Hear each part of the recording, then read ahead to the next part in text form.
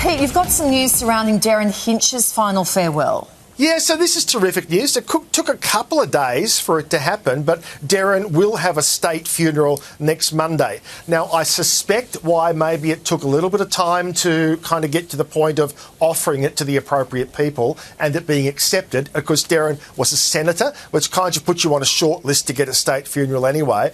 But, of course, he did go to prison. Now, normally with state funerals, anything more than a parking ticket becomes quite problematic in giving you a state funeral. But I think in the case of Derryn, and the official announcement is coming out in a couple of hours' time. Derryn's work, of course, over decades in that area of child sex abuse, which in fact is, the reason why he ended up going to prison a couple of times, that sort of overrides everything else. And of course, he took on a lot of other... Oh, sorry, just to be clear, he fought very strongly, like it was a...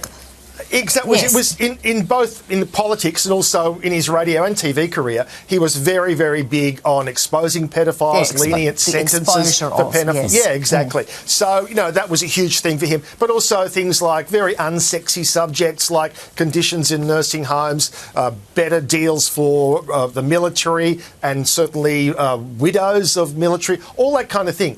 He really rattled the cages on those issues. So next Monday at a place called the Timber Yard in South Melbourne. I know that doesn't sound very nice, but it's actually a lovely event venue. And then at his favourite hangout, the Emerald Hotel in South Melbourne. So state funeral for Derryn Hinch next Monday. What that normally means, and I'll update you on this later in the week, is normally there is a live stream when it's a state funeral, so you'll be able to watch it from anywhere.